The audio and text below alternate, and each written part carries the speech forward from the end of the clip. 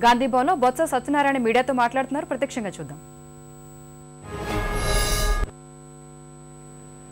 ఎన్నికలు రైతులు రైతు శ్రేయస్సుకి సంబంధించిన ఎన్నికలు. మొదటి దశ పోలింగ్ లో ఫలితాల్లో కాంగ్రెస్ పార్టీని పూర్తిగా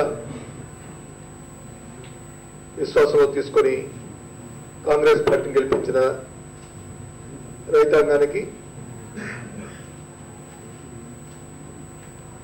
దానికి కృషి చేసిన కాంగ్రెస్ పార్టీ కార్యకర్తలందరికీ కూడా కృతజ్ఞతలు తెలియజేస్తున్నాం. ముఖ్యంగా రైతాంగం కాంగ్రెస్ పార్టీ పట్ల ఉంచిన నమ్మకానికి తప్పకుండా వారు ఏ నమ్మకమైతే కాంగ్రెస్ పార్టీ పట్ల ఇంతకుముందు ఉంచి అది కొనసాగిస్తున్నారో ఆ నమ్మకాన్ని వమ్ము చేయకుండా ఈ రాష్ట్రంలో ఉన్న కాంగ్రెస్ పార్టీ ప్రభుత్వం శ్రీమతి సోనియా గాంధీ నాయకత్వంలో కిరణ్ కుమార్ రెడ్డి గారి ఆధ్వర్యంలో 100% రైతుల పట్ల ఉంటుందనే మరొకసారి రాష్ట్రంలో ఉన్న రైతాంగానికి మనం చేస్తున్నాం. మొదటి దశ ఎన్నికల్లో అత్యధిక ఫలితాన్ని కాంగ్రెస్ పార్టీ కైవసం చేసుకోవడం, దానికి కృషి చేసిన కార్యకర్తలందరినీ కూడా అభినందిస్తున్నాను. ఇదే విధంగా రెండో విడతలో కూడా విజయానికి కూడా మీరందరూ కూడా కృషి చేయాలని కార్యకర్తలకు అందరినీ కోరుతున్నాను. ముఖ్యంగా రాష్ట్రంలో 2923 ప్రాథమిక సహకార సంఘాలుంటే మొదటి విడతగా 1439 సంఘాలకు ఎన్నికలు జరిగినాయి. అందులో 397 యునానిమస్ గా ఎలక్ట్ అయినాయి. వివిధ కారణాల వల్ల 81 సంఘాలకి ఎన్నికలు నిలిపివేయడం జరిగింది.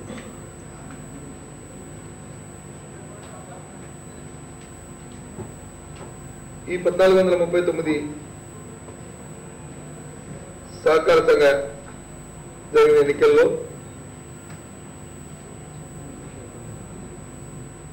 నిలుపుదల చేసిన సంఘాలని తీసివేస్తే అందులో సుమారు 50-60% వరకు, 50% నుంచి 55% వరకు ఇప్పుడు ఇస్తున్న లెక్కలు ఇది సానుభూతి పనులు ఓర్వరిగా చేస్తున్న లెక్కలు.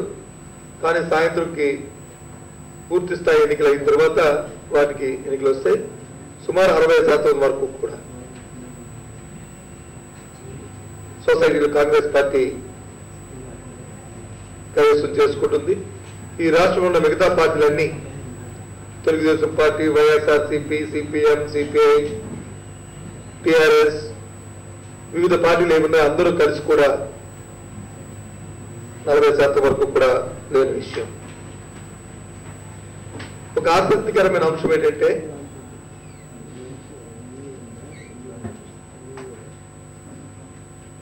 రాష్ట్రమంతటా కూడా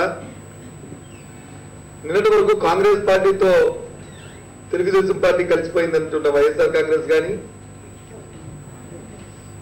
లేదు కాంగ్రెస్ పార్టీతో వైఎస్ఆర్ కాంగ్రెస్ కలిసిపోయిందని చెప్తున్న తెలుగుదేశం పార్టీ కానీ,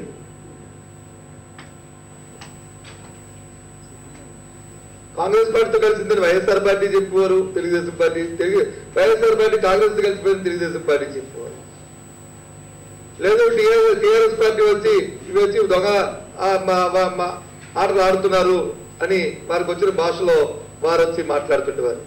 కానీ ఎన్నికల్లో చూస్తే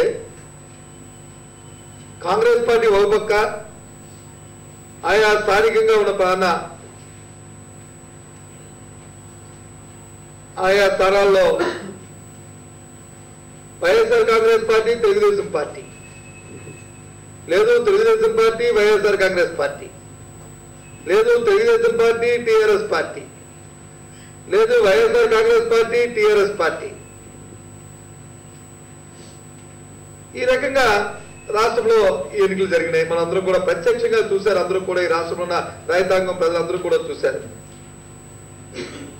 అంటే దీన్ని బట్టి చూస్తే మనకి అర్థమవుతుంది కాంగ్రెస్ పార్టీ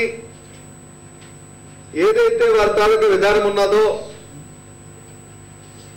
కాంగ్రెస్ పార్టీ ఆలోచన ఏదైతే ఉన్నదో ఆ ప్రకారమే కాంగ్రెస్ పార్టీ ముందుకు వెళ్తుంది.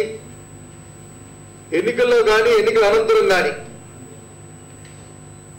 ఏదైతే విధానాన్ని ప్రకటిస్తామో, మేనిఫెస్టోలో ఎన్నికల ప్రణాళికలో ప్రకటిస్తామో ఆ ప్రకటన కట్టుబడి ఉండి కార్యక్రమాన్ని రూపొందిస్తుందని చెప్పడానికి,